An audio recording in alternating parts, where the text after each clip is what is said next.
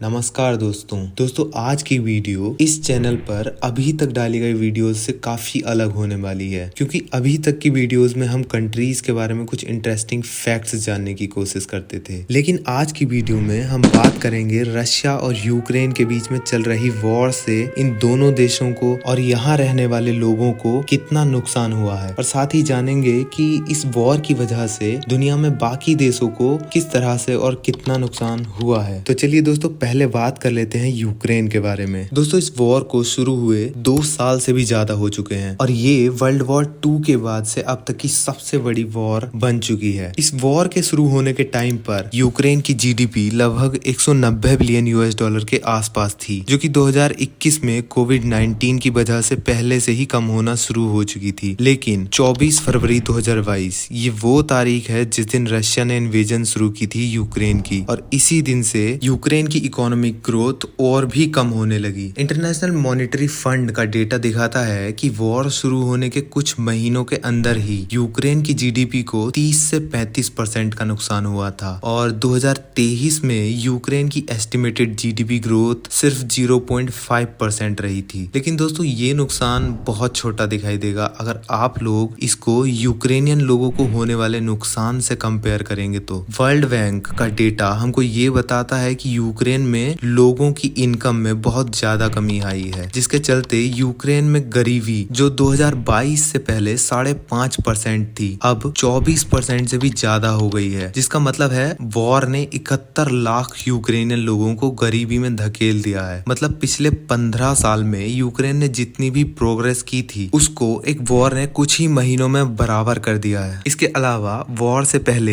Ukraine मक्का, गेहूं और जौ जैसी फसलों के दुनिया के सबसे बड़े एक्सपोर्टिंग नेशंस में से एक होने के बावजूद अब दुनिया के सबसे फूड इनसिक्योर मतलब खाद्य असुरक्षित मतलब जिन देशों में खाने पीने के सामान की कमी है उन देशों में से एक है। यूनाइटेड नेशंस के वर्ल्ड फूड प्रोग्राम के एस्टिमेट्स के अनुसार यूक्रेन का हर 3 में से एक घर फूड इनसिक्योर है, और ईस्ट और साउथ में तो ये सिचुएशन और भी खराब है क्योंकि यहाँ हर 2 में से एक घर फूड इनसिक्योर है। दोस्तों रशिया ने यूक्रेन के इंडस्ट्रियल इंफ्रास्ट्रक्चर और यूक्रेन की फैक्ट्रीज को सबसे ज्यादा टारगेट किया है, जिसकी वजह से यूक्रेन में बहुत ज्यादा लोगों की नौकरियां चली गई हैं, जिसने काफी हद तक कंट्रीब्यूट किया है यूक्रेन में इकोनॉमिक स्लो डाउन के लिए। इसके साथ ही वॉर की वजह से खेतों और यहाँ की मिट्टी को काफी ज्यादा नुकसान हुआ है फोर्सेस के मूवमेंट की वजह से, और साथ ही फ्रंटलाइन एरियाज जैसे कि खार्किव, डोनेस्क, लुहांस्क से किसानों को अपनी लाइफ सेव करने के लिए अपने लैंड को छोड़कर जाना पड़ा है। United Nations office of high commissioner for human rights के डेटा को अगर देखें तो वॉर में यूक्रेन को लगभग 27,000 कैजुअलिटीज देखने को मिली हैं, जिनमें से 9,500 से ज्यादा लोग मारे गए हैं, और वॉर की वजह से 60 लाख से ज्यादा यूक्रेनियन लोग अपना घर छोड़ने को मजबूर हो चुके हैं, जो कि यूक्रेन की पॉपुलेशन के 15% के बराबर होता है, जिसकी वजह से यूक्रेन में अभी से लेबर शॉर्टेज देखने को मिल रही है, जो कि आने वाले समय में और ज्यादा हो सकती है, जिसका असर यूक्रेन की इकोनॉमी पर एक लंबे समय तक रहेगा। चलिए दोस्तों बात कर लेते हैं इस वॉर की वजह से रशिया और यहाँ के लोगों को होने वाले नुकसान के बारे में। दोस्तों रशिया को